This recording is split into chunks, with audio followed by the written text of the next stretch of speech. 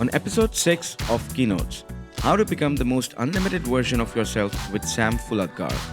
Sam is a transformational coach who helps people unlock their most unlimited version of themselves. In this episode, we discuss the mindset of successful people, how social media has altered the perspective of happiness and success, and what to do about it, as well as dealing with personal stress and anxiety on the way to success. You can connect with Sam on Instagram at Sam Fouladgar, that's SAMFOULADGAR, Sam Fouladgar, and at his website, samfouladgar.com. If you get value out of the show, the best way to support me is to subscribe and share it with someone, whether it be in casual conversation or through social media. If you would like to connect with me, please tag me at Farrukh Talks, that's FARRUKHTALKS. Farrukh Talks on Twitter, Instagram, and Facebook. Let's get on with the 6th episode of Keynotes with Sam Fouladgar. Good to go. Hey, welcome, Sam. Good to have you on the show. Good to be here, buddy. You've been traveling, you've been meeting people, coaching, training, touching people's lives, transforming them, right? How's the experience? So it's very fulfilling. It's very fulfilling to be able to make an impact on people's lives and change their lives for the better. Yeah. And all of that productivity and self-help and improvement in a person's life. You know, sometimes when I speak to a lot of people, everybody these days is talking about these self-help books, podcasts, and audiobooks and all of that. Don't you think it's a little bit overrated? I mean, every second person is talking about it, but we don't see so much of transformation happening in people's lives. I think that with the introduction of social media, I think personal development has really advanced a lot, and it's become mainstream now. Whereas before you used to see a couple of people that were into it. Now it's like everybody, and everybody's a motivational speaker now, by the way. It is overrated because it's teaching people that you should not accept yourself. You should be someone else. You should be something else. You should keep working on yourself. Even though I'm in the personal development space, everything you do too much becomes, counterproductive in some shape or form. So, you have people now that are self-development addicts. And that's what I'm discovering a lot as I'm teaching people, or I'm bringing the awareness to a lot of people that you have a personal development addiction. Is that a good thing or bad? This is a bad thing. Because any addiction means that you are trying to deal with a certain pain that you have. So when we're dealing with any form of addiction, we don't say why the addiction, we say why the pain. So people are dealing with some sort of pain and they're trying to numb it with personal development. Don't get me wrong, personal development helps a lot. Personal development is a great thing. But you have to know when it's something that's useful for your life, or just something that you're using to numb the pain, so that you avoid confronting the real issue. And that's my work. My job is to tell people the truth, not what they want to hear. The real deal, yeah? Yes, not what they want to hear. My job is to tell them what they don't want to hear. But that would bring out, I think it would bring out a lot of dark discussions. Something that people don't want to listen to. I don't want to listen to something that's wrong with me. I just want to feel good. Looking at social media and pretending to be, having a fulfilled life. That's why they called me the dark night of coaching. Because I think positivity, happiness, and success are really overrated now. You can't be happy all the time. You can't be successful all the time. You can be successful in other people's, standards or in terms of society. But I meet so many people now that are really high achievers, but they don't feel successful and they're not happy. On their own, they're not happy. My job is to come in and teach them how to deal with their unhappiness. You can't be happy all the time. Have you ever been happy all the time? No, it can't be. It's not happiness. I would say it could be fulfillment. It could be... a person could be thankful for all the blessings and everything that he has. But it's ups and downs. Happiness is a journey, and it's a continuous journey. You look up to different things that make you happy, and you strive towards it. You're right. I think people have it. It's just too much pressure to put on someone to tell them to be happy all the time and at the same time be successful and be on top of it. It just doesn't. The world doesn't work that way. I think happiness and success are overrated. Don't get me wrong. Happiness is amazing. I mean, I want to be happy. Everybody should be happy. But I know I'm not going to be happy all the time. And success is also overrated because everything is telling you, with the social media now, is telling you should be successful, you should be successful. And everybody else is successful. Yeah, and everyone's showing you that they are successful. And look where I am. I'm in Monaco. I'm in this hotel. I'm achieving this. I'm doing that. But nobody really wants to document their lives when it's shit. You know, so we're thinking now that we have to be on people, like on par with people. Imagine you're watching all of this stuff and at the same time you're sitting in your room and you're all alone and you're lonely. What are you going to feel? Even worse. So it's about teaching people how to deal with their insecurities. I think happiness and success are overrated. What is really underrated is building a character, a strong character. That should be your aim in life, because life is going to throw shit at you that's really tough. And if you don't know how to deal with it, you don't have the strong character, a character that's made out of steel, it's going to knock you off, man. And it's going to destroys other people, you know. But people wouldn't want so when you meet people and you say, okay, let's build this character, let's build you into a sort of, you know, man of steel kind of thing. And so I wouldn't want to expose myself to everybody, or would I want to actually, you know, my question that I'm trying to frame is that, are people happy about you coming into their lives and just literally taking them apart? I'm the last person people call.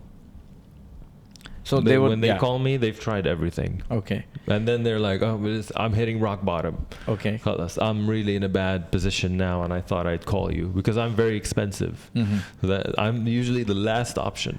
All right. So they call me, and then they're in the shit, you know. And then I go in and I ask questions, really, really, really uncomfortable questions, like, are you getting panic attacks? Are you feeling insecure? And usually you ask these people these questions and they don't want to expose their weaknesses. Yeah, exactly. That's what I was trying to say. Are you getting a panic attack? It's not a panic attack. It's a panic attack. When someone tells me it's not a panic attack, that means that you're trying to minimize it so that you don't look bad. You don't look weak. Yeah.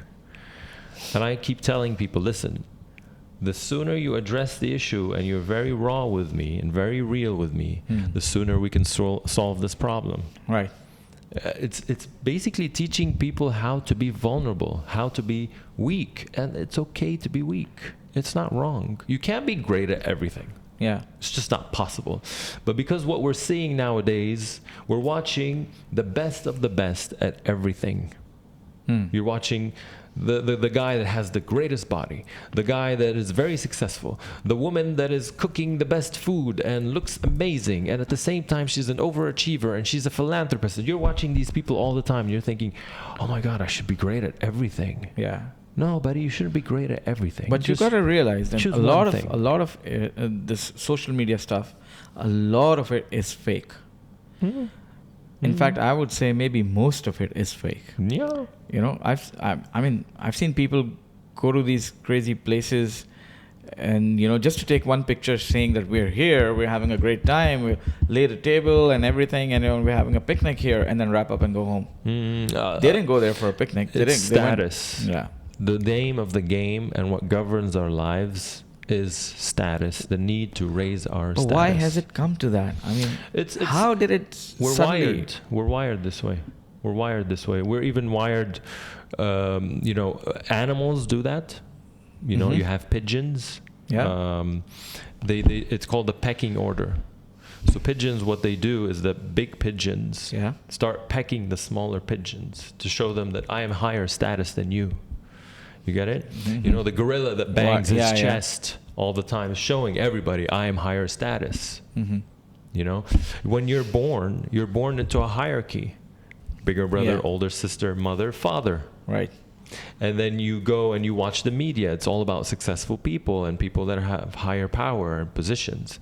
You go into a company, junior, senior, manager, director. Right. Everything is telling you status. The more you go up, you get a car, you get an accommodation, you get this, you get better insurance.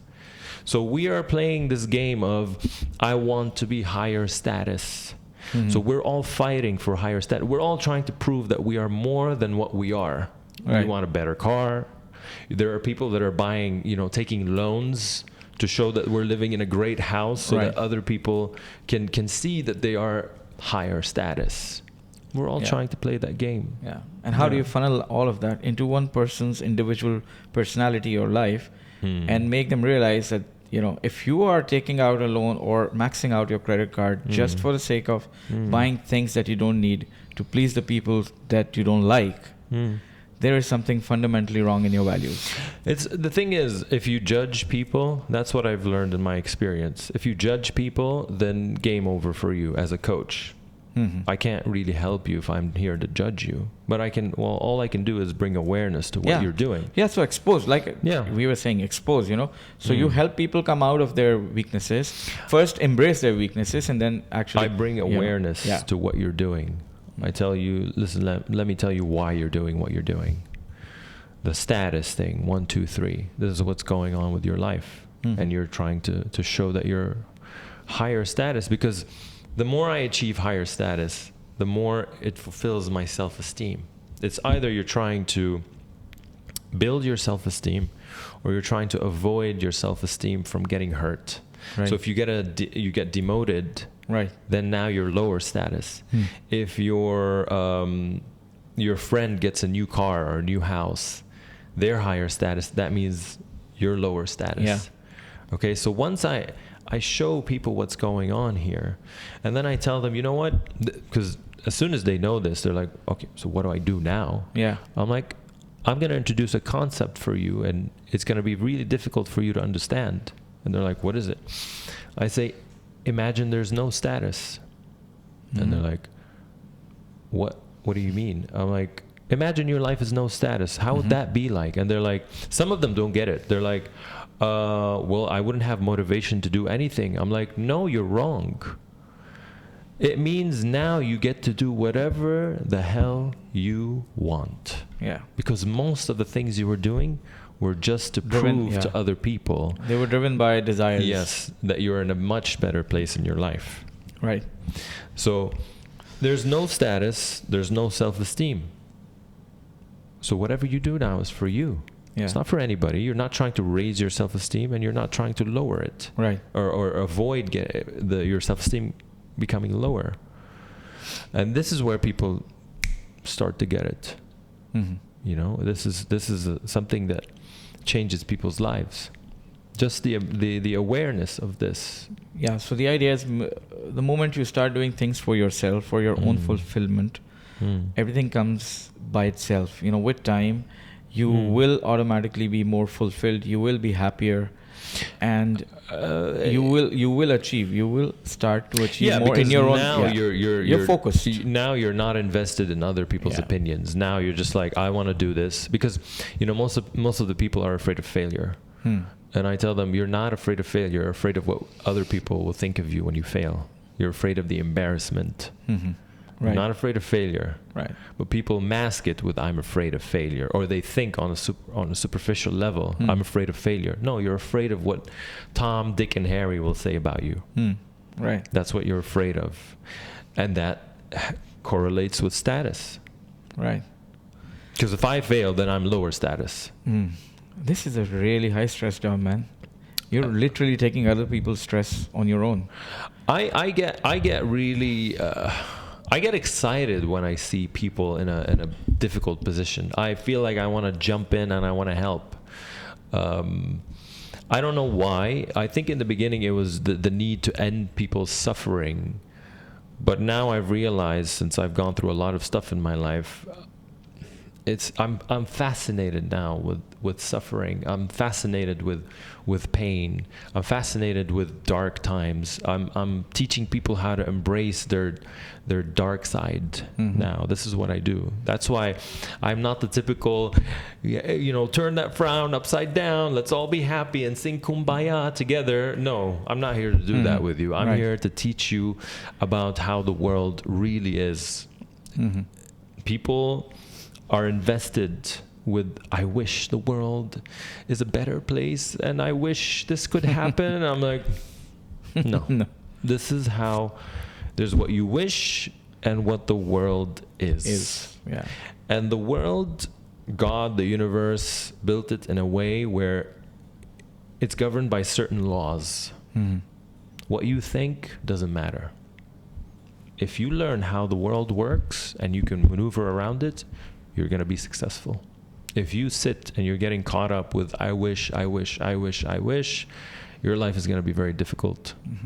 Yeah. And you do this with organizations as well. Yeah, organizations. So how do organizations get into this whole picture? I mean, of this discovery of, how do the organizations translate it into their human resource or employee satisfaction or employee performance, or their the way that their employees are behaving within that organization? So your sessions would help organizations improve the lives of their employees. Basically employee engagement and the way that they're treated. So why? So when you're training, for example, when you're training organizations, so what do you focus mainly on? You can't do an one-on-one when you're coaching a class. I do.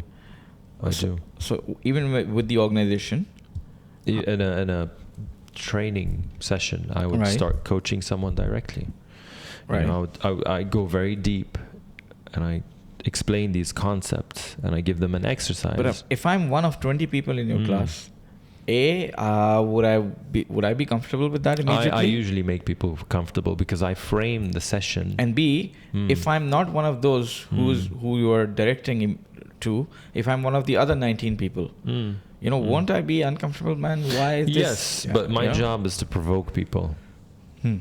That's what, if someone, I learned this from Tony Robbins. He said if a building is burning and someone's sleeping inside, you won't say, you won't go up and just knock the door. Oh, they're sleeping, I'm out.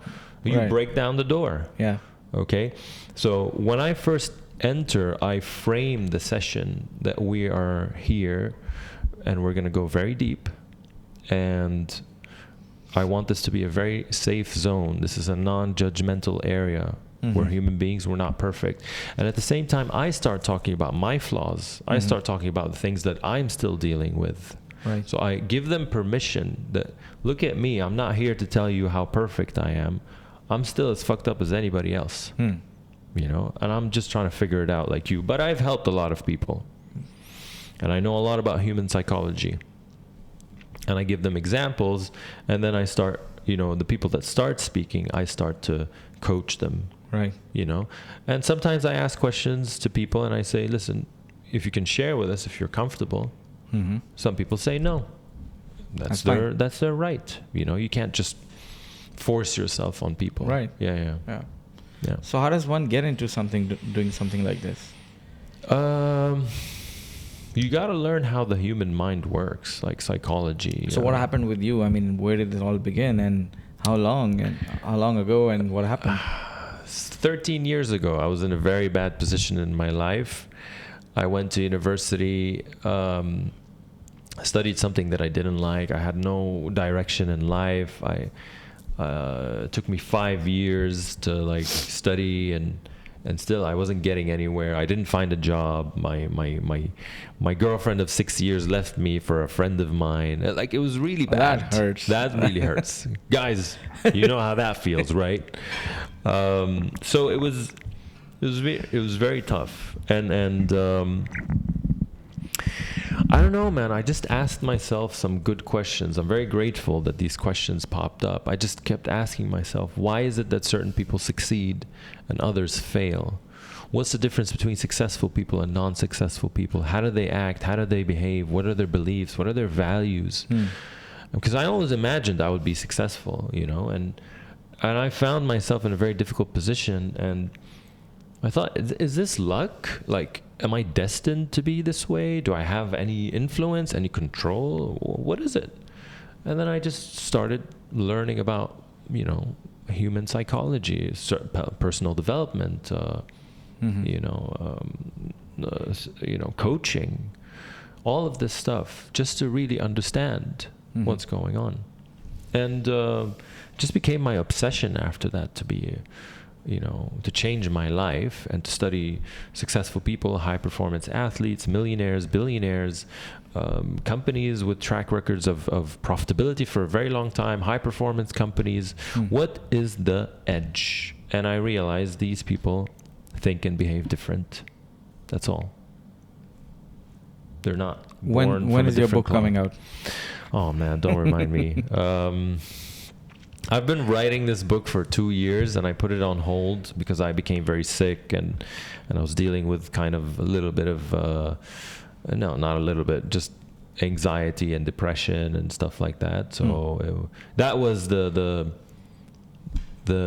beginning of my rebirth, in the past 2 years and a half. And this is what taught me that personal development is not it's a commercialized business, and not it's not the purpose of it is lost. Now everybody wants to sell a course or something, and they're doing all of these manipulative sales techniques. They put a counter, and if you don't buy it now, then I don't know what's going to happen. It's just like, it's too much, like we've lost the purpose of it in some shape or That's form. exactly what I was saying. It has become overrated. Everybody wants to get into it, and seems like it's easy money. There are people that are good out there. See, if you're so connecting it back to our Instagram and social media examples. So if somebody looks up to me as a successful and a happy person on social media, and somebody messages me and says, "Wow, you've got it going. You're there," and I say, "Hey, dude, I can help you out. What's your situation at right now? Okay, let's meet up. I can work something out for you. There you go. I have a customer." Good. If you can help someone, that's great. But is that really helping? Am I really? So if I'm pretending to be a successful person on social media, if you're pretending, and if I'm selling it as a sort of a get rich quick formula for being happy kind of thing. Yeah. I mean, it's cheating. I mean, it's really pushing the other person even in the worst situation. And they're using psychological, manipulative techniques. I have a theory. If you need a sophisticated sales technique to sell your product, then your product is shit.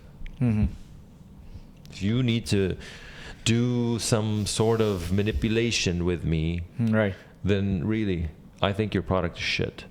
It should be plain, simple, in your face, easy to it's just understand. You can help. I mean, they have a problem, you have a solution. Of course you have to be good with communication.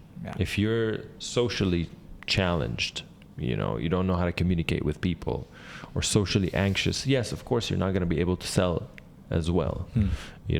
Confidence is very important, but not only confidence, it's your belief in yourself and what you do.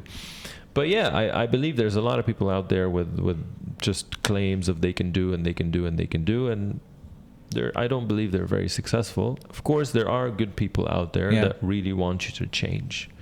Yeah. So genuine people who... There are, of course. I mean, I really want to help people, Of course, I want to profit. This is what I do. I'm not going to lie to anybody. This is how I make my bread and butter. Yeah. But, I can't see someone just suffer in front of me and not, like, these people, like I was working with this, this coach told us to come over. I have an introductory session, whatever, because they sell you in the end. Yeah. And, I'm a person that's very curious. So I started asking questions, and he's like, if you sign up for the course, then I'll answer. I'm like, All right. Then I asked him another question. Yeah, if you sign up for the course, then, you'll get the details. I'm like, dude, like, what the fuck, man? Like, khalas. Like, are you here to help or are you just here to sell? Like, when I sit on the first discovery session with the person, because they get a discovery session just to meet each other, if they like me, if I can help them or not, I don't go like using these techniques of like, press on their pain and then leave them there and then you ask. No, I go directly. Tell me about your mother. Tell me about your father. What happened? I start coaching directly. After an hour, I say, all right, well, do you want to proceed with the coaching sessions? Right. There's no technique. Okay, but a lot of these things, they would be actual, genuine mental health problems. Yeah. So one big taboo topic is depression. And when you see somebody depressed, the first thing that friends and family will say, oh, it's okay, I mean, it's just in your mind. No, it's a chemical imbalance. Not only a chemical imbalance, because the way you feel affects your chemicals, and the way your chemicals are in your body affect the way you feel. So it works two ways. Yeah. So, but most of the people say, "Oh, come on, man. I mean, just get over with it. Push yourself, get up, go out there." Yeah. Exercise, yoga. Yeah. Yoga, meditate. Do you know how many yoga teachers come to me and they're like, I don't know what the fuck is going on with me. I'm going crazy. And I'm like, you know what your problem is? You're too positive. You're in denial. You don't know what the fuck you're going through. Yeah. You have no idea. Because apparently yoga is helping them. People are just like this, life is amazing and kumbaya. And I asked her a question. I'm like, do you trust people? She's like, I believe people are good at heart. I'm like, bullshit. You read this somewhere. Yeah. And it sounded cute and fuzzy and warm. But no, you don't trust anybody. She's like, you're right. I don't trust anyone. I'm like, so stop bullshitting me. You need to give me the truth from now on. People are reading stuff that's nice to hear. Right. And they're saying, oh, this is the way life should be. I wish life was like this. No, life is not this way. So how does somebody getting to the right kind of material or right kind of literature to actually help? I mean, so there are millions and millions of, like I said, articles, podcasts, audiobooks, self-help books, which promise you the world. If you go, from A to B, follow their steps and all. But then, most of them are just these fuzzy words. Yeah. Right? Not real actions that you can take. Just, sort of, they're kind of, how to put it properly. So they're basically get rich quick formula type of things that you follow these Fluffy. and these. I call it fluffiness. Yeah, you see a little bit of change and people are starting to like me and I'm more confident in talking to people and things like that. Oh, it must be working.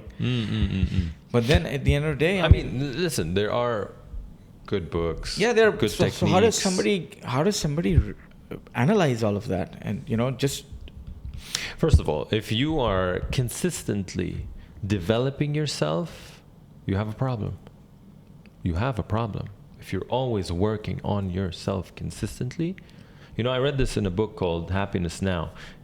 He wrote, no amount of self-improvement can make up for any lack of self-acceptance. Interesting. People are improving themselves consistently because they don't want to accept where they are. If you don't accept where you are and what the real problem is, you're not going to be able to solve it. And now people are just in this positivity, facade. Oh, look at me, I'm great. They're depressed. Yeah. And then they go out there, hey guys, I'm here and I'm with my friends and we're having a great time. And then they go home and they cry. Yeah. And no one knows. No one's allowed to know. Because if someone knows that I am suffering, then that's a failure. And I think people need to get out more and start opening up and saying, I got a problem. I'm not perfect. It's how you deal with these bad days. Before, it was if I had a bad day, it was a failure. It's like, no, you should have a good day, and you should, the day is not going to end until it's a good day. No, man, it's a fucking bad day.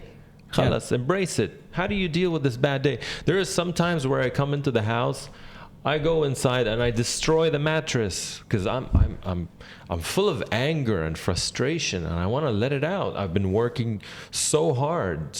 It's better than letting the frustration out on my fiance or my mother or a friend no, I know I have my coping mechanisms. You're a trainer, man. When you train too much, you become depressed because you're fatigued. I know when I am depressed, I go into my man cave, I put myself under the cover, and I just sit there. I can cry sometimes, and there's nothing wrong with crying. If you're too tired. And then you get up the next day and you go to work. It's better than keeping it inside and not knowing what's wrong with me. I don't know what's going on. And then you do stupid shit to the people that you love. It doesn't, or one day you just pop out on your manager for no reason and you lose your job. How do you deal with it? That happens to a lot of people. How do you deal with it? People are not aware of their emotions. People are in denial because of this positivity. Always be up, always be happy, always be excited, always be on top of it, and especially for men. You should be on top of it all the time because we're raised in a way where don't cry. Don't show weakness. Dude, I'm a human being. I have weaknesses. I can't just live in denial all the time. And then you have these men that suppress their emotions, and women are becoming like men now because, we have to be tough and equal rights and all of this stuff, So they suppress their emotions because they don't know how to deal with their emotions. Then they start abusing their kids. They're a little bit violent. You have these men that are very violent with their kids, abusive. It's like, oh, he needs discipline. No, you dickhead. You actually need to know how to deal with your emotions. You don't know how to deal with your emotions. And that's why you're letting it out on the child, or yelling at the child, or yelling at the mother is yelling at the child because they don't know what's happening inside. See, most of the people don't realize what you just said. They don't realize that there's a way to deal with it. Yes. And what pisses me off in my coaching area, in my coaching job, is that people are so good at fooling themselves. They are so good at making excuses. Because the unconscious mind psychs you. It fools you. It's very smart. It's like, the iceberg, the top. And then you have the unconscious. The unconscious really can make you unconscious of what's going on. And they're like, no, man, I mean, everything is good and chill and fine. And you'd see, and it impacts in every way, psychologically, financially, emotionally, physically, in every single way. These people are literally destroying themselves. Listen, if you have a problem that's persistent, it's because on some level it's fulfilling certain needs in your life. You have this woman that comes over and she's like, I have this depression, I don't know what to do, and I'm always depressed. I know it's fulfilling certain needs in her life because, first of all, the depression is fulfilling like her need for significance. I have this problem, I am depressed. Now I have these pills that where's the pills, guys? I need my pills. I'm depressive. I'm manic depressive. Okay. At the same time, she's depressed. Whatever she wants from her husband, she's gonna get it because she's depressed. Because she's actually guilting him. And then if the kids act up, then the father says, your mommy's depressed. Don't do anything bad to her. She's not feeling good. No wonder it's fulfilling her. And at the same time, it's an excuse for her to not do certain things that she doesn't want to do because she uses the depression card. This is all unconscious. She doesn't know that consciously, by the way. Or people that have anger. Some people come, I'm very angry. I don't know what to do. I'm like, it fulfills certain needs for you. When you're angry with people, don't you get what you want usually? And they're like, yeah. I'm like, when you're angry, aren't you the most important person in the room? You're like, yes. I'm like, all right, well, when you're angry with people, don't you get a connection from them? Don't you get, if I'm sure your wife does that. If you're sometimes tired and you're not doing anything, you know how men just stonewall, because they're so tired. Do they? And then she comes into the house and she's like, "How was your day?" And you're like, "Fine." And then she's like, "Fine." And then she pokes a little bit, and then she's like, "You know what? I'm not getting anything from this guy." So what does she do? She tries to piss you off. Isn't that right? No, Women try to piss men off. Yes, so they try. At least if I piss him off, I get a connection from him. Mm-hmm. So on some level, it's fulfilling certain needs. And that's why you keep doing them. What we need to do is we need to give you new ways of fulfilling these needs in a very resourceful way. Mm-hmm. Yeah. And when you go and you as a I would say psychological and personal coach and a mentor, you go in and you make them realize of these issues. You're the bad guy in the beginning. For them to come to me, they know what... Well, if I'm coming to you, that means I've realized that there's something wrong and I need to do something about it. But what if you, so you meet me in a session or somewhere, or and then you say, "Dude, you got to do something about certain things in your life." Well, it's a combination of things. First of all, I'm not this evil guy just coming to chop people's heads off. I'm very compassionate in a sense that, actually, they try to minimize it, and I try to maximize their feelings. Do you face panic attack? I wouldn't call it a panic attack. It's a panic attack. It's a panic attack. Tell me about your panic attack. What are you feeling? Well, and I describe to them what they're going through. Because some of them don't know how to articulate. When you have a panic attack, you're acting out. Acting means I don't know how to communicate. That I'm panicking, there's something wrong. I feel threatened in life. Or this father that goes crazy. He's acting out. He doesn't know how to communicate his standards. So I describe to them what they're feeling, and I tell them this is not easy. It must be very hard trying to keep all of this inside and try to act like you're fine all the time. So they get it. This guy not only understood me, he really knows that this is very tough for me. Because you can be this person that goes like, "No, you should be grateful. You have everything in life. Just wake up every day and say, 'Thank you, God. I have everything.'" No. There's a billionaire that has $7 billion. He lost 3 of them. He's still a billionaire. He shot himself. He killed himself, committed suicide.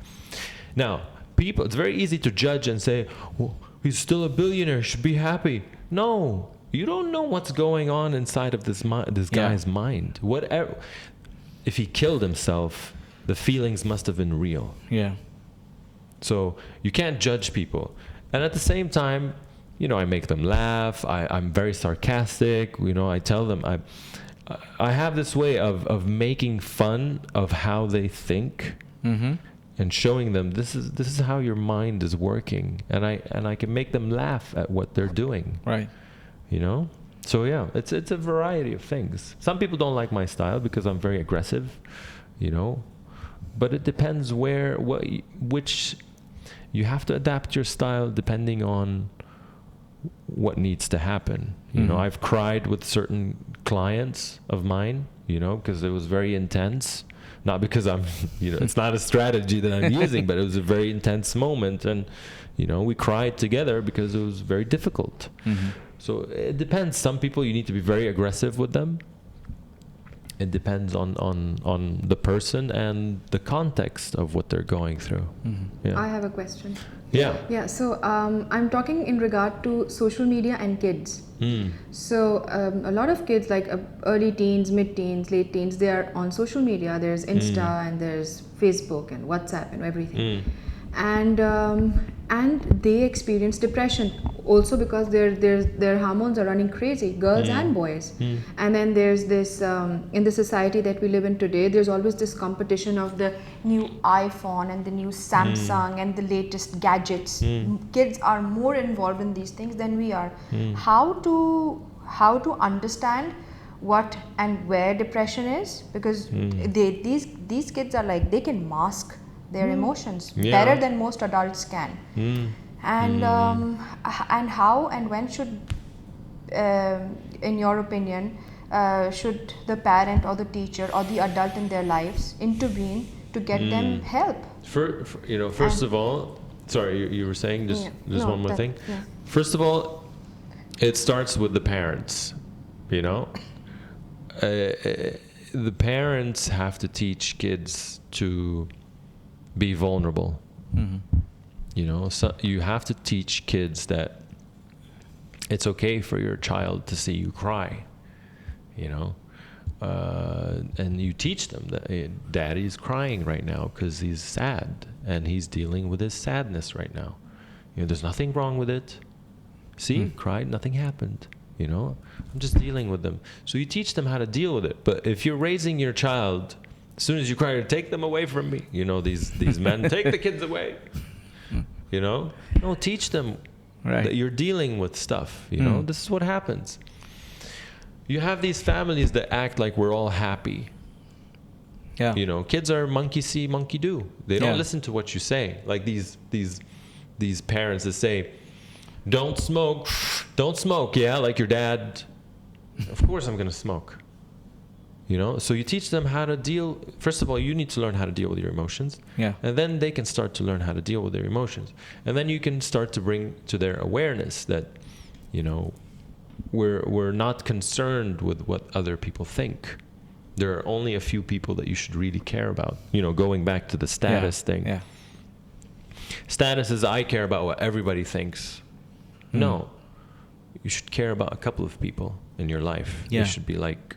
But it's difficult, peer pressure is really strong these days in schools. Yeah. You go to every child in school is competing with another child, and then there's this thing, he has this phone, that phone, his dad or mom drops him off, in a Bentley, or those kind of things are there.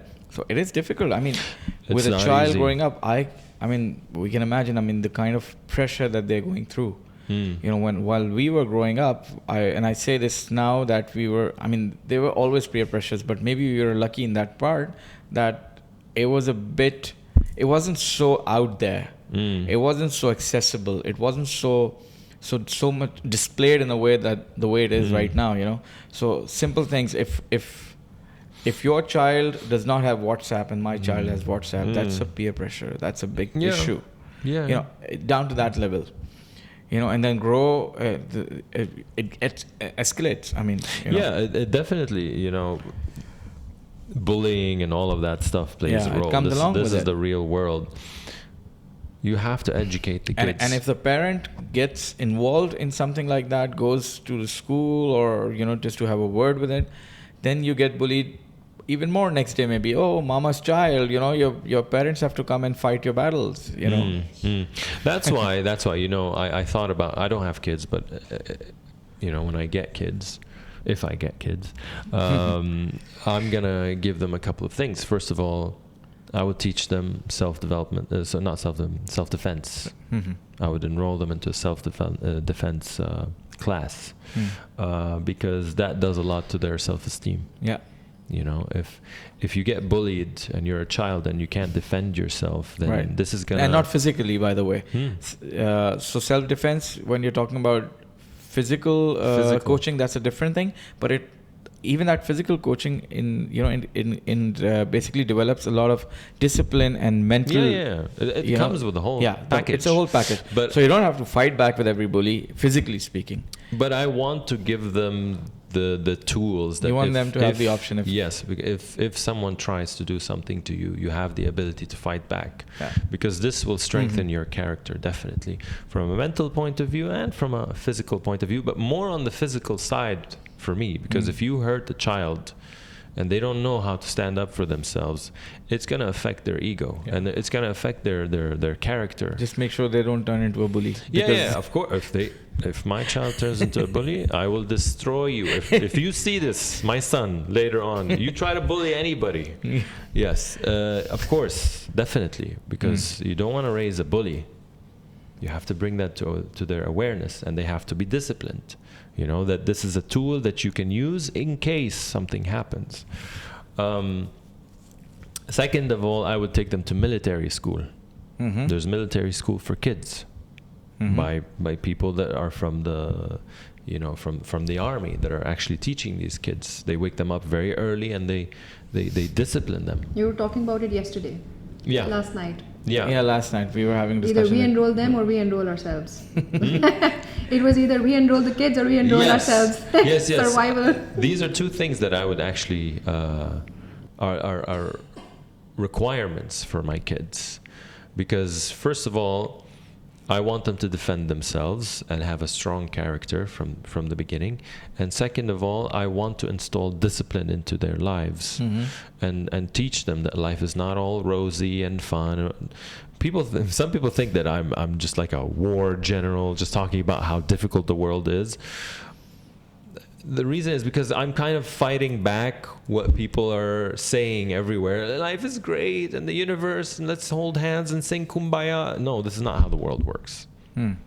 Yes, there is Kumbaya from time to time, and there's no Kumbaya from time to time. And you need to learn how to adapt to both. So this is something that I would give, and you would have to teach your children as well that, daddy doesn't have a Bentley. Because there's something called money in life. Your friends, daddy or mommy, make more money, and good for them, And your dad makes less. So I cannot bring you, and I don't want to bring you a Bentley, because I don't think you deserve a Bentley. In life, you have to earn what you want, and you start teaching them that you don't get money just by existing. This is something that Arabs have. You get your pocket money. You sleep, you wake up, oh, there's pocket money right here. Oh, thank you. What does that teach the child? That's teaching the child that all you got to do is just show up and money just rolls. Voila. Yeah. No, Habibi. The Europeans have that better, or the Americans. You want money, Habibi? Do the dishes. You want money? Throw the garbage. But I was raised in a way where it's just I got money all the time, and then I showed up to work. I'm like, hey, somebody pay me, and they're like, no, Habibi, this is not how the world works. So I start doing a shitty job, because I don't know that money is the. I asked a lot of people, money is the result of what? Hard work. I'm like, no. Is it? I'm like, the garbage man is also working very hard. He's actually working harder than you. Money is the result of solving problems and adding value to people's lives. It's not the result of hard work. It does, or some people are like, oh, just show up to work. Just be there on time. Somebody actually said that. Just be there on time, man, and you're good. I'm like, no. That's not how the world works, man. People, it's, again, it sounds like I'm judging these people, but I'm not. I'm just showing you how stupid our mind is sometimes. That your unconscious mind learns stuff that is not logical. We think we're being logical, but we're not. The unconscious mind is illogical, and we think this is a very rational way of thinking, and it doesn't support how the world works. So yes, going back to the kids and everything, you teach them how the game is being played. Yeah. It's a vicious world. And it takes time. It doesn't happen like one conversation. Okay, Dad, I get it. No Bentley, we're good. No, they're gonna be like, what do you mean? And then you keep explaining it over and over. Yeah. You have to. It has to be a part of your life. Definitely. There's no point in wishing. I wish, and heal the world, and let's sing around the fire camp, and no, it just doesn't work this way, man. And a lot of the stuff that I'm trying to do is when something doesn't work with me, I don't say it's my fault or it's the world's fault. I just say, dude, you didn't hack it yet. You don't know. You didn't figure it out. You just need to understand the rules of the game. Yeah. Every game has rules, laws. I wish I can fly. I wish. But the laws of gravity will not allow me. Yeah. You jump and you get splattered on the floor. Like, khalas. There's no point in arguing and saying, I wish. You can wish as much as you like. Nothing's going to happen. Yeah. we learn this stuff, as I said, from society and from our parents. We you know, teach the kids yeah, this. our parents. My parents were like, "Hey, don't wear that. What will people think about us?" Exactly. You know, Mom, I want to do my hair this way. What are people gonna say about us? Okay, all right. You know, and khalas, it becomes a culture in the house. It becomes the way you think. It becomes your reality, and It's a cycle. It's a vicious cycle that we have to break, because that's what we were taught. And the other day, I heard myself saying the same thing to my daughter, who's 4, and I was saying, "What will people think?" And I just took a step back, and I was like, "No, it's all right. I don't think what you're doing is right, but I'm not going to teach my child to worry about what the world will think." Because we also have to sort of unlearn a lot of things. Yes, I think I've spent the last 10 years trying to unlearn stuff that I've learned from my background. Yeah. The whole dynamics of the society have changed so much recently, and because all of this comes together and forms the whole thing. The whole package. It's a whole package. The reason why we are sitting here talking about these things in this podcast is because it has become a genuine problem. And there are a lot of triggers to it, and most of the triggers are social. I mean, your social connections based. Dude, tell me about it. Yeah. Like I went to Lebanon to do a training, and it was the first training I do in a very long time. I go inside and I'm training these people, and I'm getting a lot of resistance. Here you tell people, wake up at 4 a.m. and work on your goals, and you will become successful. And they're like, "You're right, Sam." They're like, "You want to tell me that if I wake up at 4, I'm going to be successful and my life is going to transform? What is this bullshit?" And I'm like, "What the hell's wrong with these guys?" It's just that they're in an environment where there's no progress. There's unfair politics, leadership that's unfair, that the person sees that there's no future, there's no compelling future for them. So of course they're going to tell you that you're telling me if I wake up at 3, I can't even think till Tuesday. Yeah. What is this talking that you're giving me? That's here also. That's everywhere. Yeah, the leadership. I'm not about the leadership. I'm talking about being in an office environment, in the hierarchy. That's what I'm trying to say. Yeah. Sorry to interrupt you. That's what I'm trying to say is that I realized that people are closed-minded because of the environment around them. Because recently in the past 3 years I've started to reap the rewards of my hard work, and to become, to start making money and to help a lot of people's lives. And I said, I'm 37. I kept asking myself, why did it take you so long? Why did it take you so long, man? Like, what happened? And I thought, is it your mom? Is it your dad? What is it? And then I thought, I'm like, my dad, he's a great guy. He's an ambitious guy. He had a publishing company and he did very well, and he came from a very small area in Beirut, and he works with all of the Arab market. And my mom is a pretty, like, she's like a dictator, like, she God bless her, she's like a general, she's a very disciplined woman. Okay. And I'm like, everything seems like you should have better results or faster. And then when I went to Lebanon and I started working with these guys, I realized that, oh my God, this culture made you a person and set you up to fail, because there's unfair leadership. Everything's going wrong. The whole world around you is trying to fight you. There's war all the time. You get in the traffic, you can't arrive easily.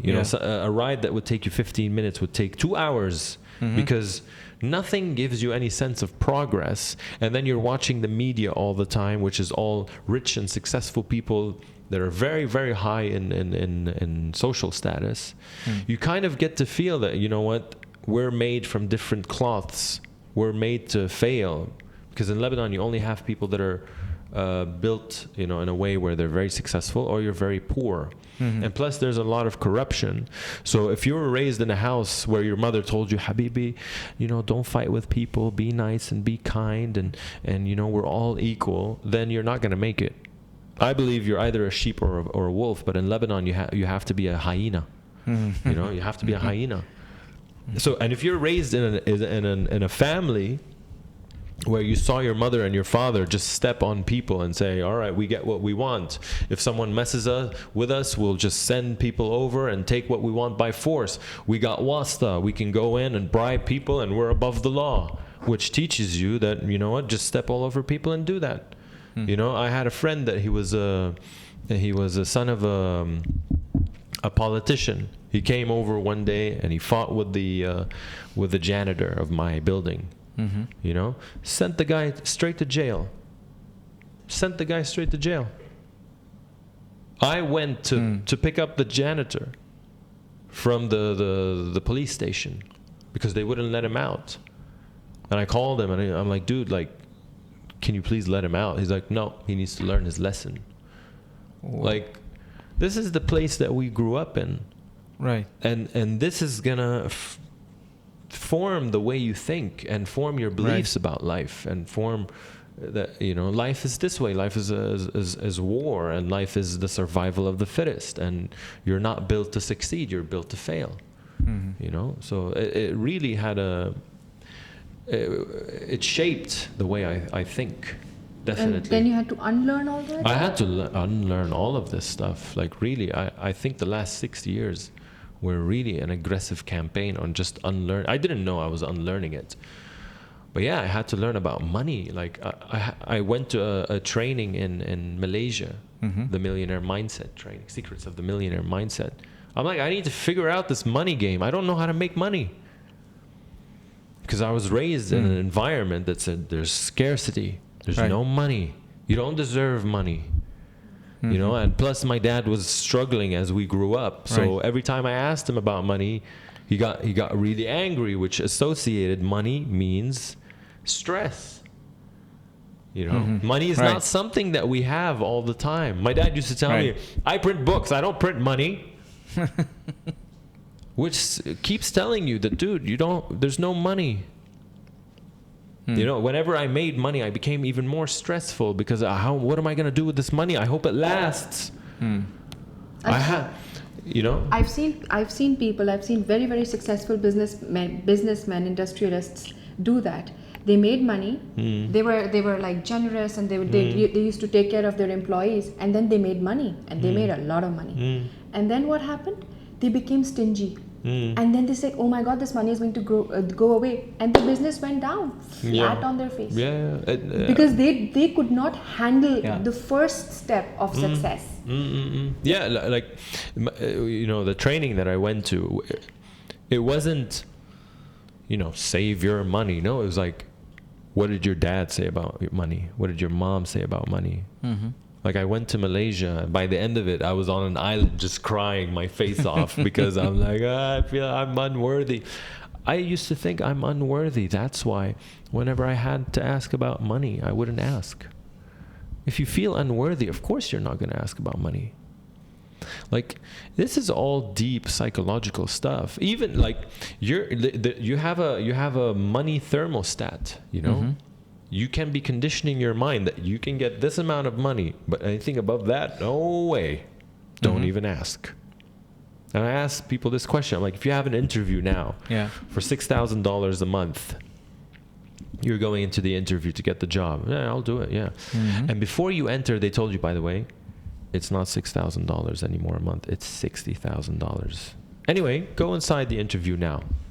What's going to happen to their nerves? They're like, now they're like, oh my God, why? It's because you don't think you really deserve it. So now you're just like, oh my God, what if I lose it? Whereas a billionaire or a millionaire, you tell him it's 60,000, he's like, yeah, sure, all right, let's do the deal. Let's just close it.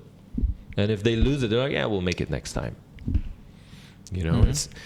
It's the person that that's why I always talk about building character. So so you can reference with every perspective where it really makes sense. It really means to you as a person. So it's not about 6,000 or 60,000. It's about the value. What do you mean? So, like you said, I think that I don't deserve 60,000. That's why I fumble and I have shaky nerves when I'm going through an interview. And there's nothing wrong with that, to think you don't deserve it. No, but then, why do I think I don't deserve 60,000? So what is the value of 6,000 versus 60,000 to me? Which makes me feel that no, I don't deserve 60,000 because I don't value myself as an individual. Yeah. I think I'm not worth more than $6,000. In whatever role I'm going to. See, the thing is, with men link their value to money. Because as a child, our fathers raised us that you're there to support the family and make money. Yeah. So the son is always thinking about, what am I worth? But that's changing now, I think, Maybe. But there's a lot of men that actually, that's why men love to make money. Like, I'm making this much. I'm pretty sure everybody loves to make money. Yeah, I mean, it's good. I love money. Who I'm not going to doesn't? lie. But it doesn't correlate to how much I'm worth.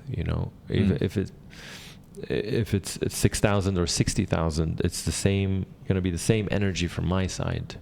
I'm not going to lie to you. I'm not a person that, if you tell me let's go and make $1 million deal right now, of course I'll be invested in it. Yeah. But I'm not going to be thinking, oh, well, I'm worth more now, or I'm worth less that I lost it. Yeah, I want $1 million. I'm not going to lie to you. And I'm going to work very hard for it. Yeah. But if I lose it before, I would have been like devastated. Now it's just like, shit. Shit. All right, let's do the next one. Yeah. So that should be the spirit, Keep moving. Definitely. Right. So how do you deal with your personal stress? Personal stress. As I told you, I go apeshit in the... I go apeshit in the bedroom, and khalas, everything's great. No, I had chronic stress. I had chronic stress and chronic anxiety, and I still deal with it.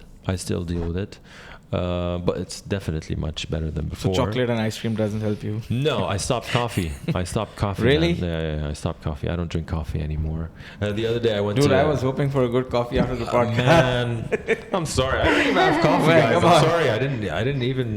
we were thinking while coming anything. here... I'm such a bad host. While coming here, we were thinking, so... Not even water. I didn't even give you water. So that's really bad. My day doesn't start until I have my coffee. I used to be like that. Right. So even just as we were leaving, I was like, I'm gonna have a cup of coffee very quickly. Otherwise, I'm gonna be, I will not be able to do the podcast. And so we were both supposed to have coffees. I managed to do it. She wasn't able to finish her coffee. So I was like, dude, we gotta stop somewhere. We gotta grab a cup of coffee and then go into it. And I go, no, we gotta be there on time and everything. And I was like, oh, no problem. We'll have a coffee with Sam after the podcast. And now you're telling us that you don't have coffee. Guys. Maybe we'll go to Caribou. But yeah, we're related to coffee. I stopped coffee. It's because I had panic attacks and whatever. And then I went to Caribou and I forgot to tell them to make my coffee decaf. Oh shit! I was jumping in the coffee shop. But yeah, stress. I had a lot of stress. And I still face stress. I'm not a monk. I cannot say that. Maybe the monk took him 15 years of meditation to get to that embrace the now and the chaos. I'm OCD, man. If I see this and it's not in the right place, I'm gonna get stressed out. It's just how I deal with it. I have the awareness. Awareness is very, very important. Right. To say I'm stressed out. It's my OCD. It's my. I feel like I'm losing control. Stress is the result of trying to control things you cannot control. Right. That's what stress is. So I ask myself certain questions like, what do you have control over? And what do you not have control over? And what do you do with the things that you don't have control over? خلاص, you have to let it go. خلي ولي. You accept it. You have to. Sometimes it's just patience. Now I don't have anything. I can't do anything physically right now. Yeah. I just have to just lay low, you know. Or if the frustration and anxiety goes up very high, you know, I have my techniques. I said I break the room inside, or I shout, or I yell. I let the frustration out in a very healthy, safe environment. And Man, then, they have, you know, in case you don't know, they have these demolition rooms here now in Dubai. I saw, you can go. I met the owner. Her name is Hiba Balfaki or something like that. I still didn't have the time to go there. I'm very interested to go. So very soon. Maybe we can do it together. Yeah. We'll film it. Yeah, we'll do film like a it for documentary. We'll let our frustrations out. I have 3 kids. Yes. I can beat everybody. I'm sure there's a lot of. Maybe you can write their names on certain places and just, you know. Yeah. So Yeah. I do the unconventional thing with my kids. When they are out of line and I tell them, and I'm trying to be reasonable and I'm trying to be the 21st century mom, and then I just look at them and I tell them that my hand and your face are going to have an unfortunate meeting. Yes, yes. Or you can hit your face on my hand. That'll be totally different. Yeah. So meditation helps a lot. Meditation, qigong, talking helps a lot. Talking to people that you completely trust. You can tell them, I'm going through 1, 2, 3. I'm really frustrated. Sometimes I just grab my fiance and I'm like, listen, I want to be negative. She's like, right. I'm going out. She gets the ice cream ready. I'm out. Khalas, we have like a slumber party. I'm like, I want to be a drama queen right now, and I just want to talk, and I don't want you to fix anything. She's like, all right, let's do it. And then I just like purge everything, and she's like, I know they're horrible, even though it's my fault probably. Khalas, this is again, awareness and knowing how to cope with these feelings is going like how do you cope with stress? It's like you're gonna give them a pill and, oh my god, there's no more stress in my life. No, dude, it's gonna come back tomorrow. Yeah, it's never gonna go away. Stress is actually good sometimes. It's not a bad thing, you know. But how do you deal with it? You get anxiety. How do you deal with the anxiety? And I'm sure a lot of our listeners right now, whoever is listening now, they're thinking, how do we get in touch with this guy who does magic with people's lives? So we'll go through your social profiles and you know how people get to you. But how about a quick formula kind of guidance, I would say, to our listeners? So the biggest stress in work life is how to manage a boss. Ooh. How to manage your boss. That people don't realize. Well, first of all, you don't have control over people. You only have influence at best. So how to be good at that? Second of all, how to ask for a raise? How to ask for a raise? You just go inside and you just ask, because guys, it's that simple. Because you're thinking about status. And my manager's higher status, and what am I going to tell him? And what if he says no? He has every right to say no. Yeah, you know, and that's what they always say. You just got to accept that no is an answer that you're going to get if you know it's possible. See, but the idea is not to get a no. The idea is to how to turn that no into a yes. How to turn that no into a yes?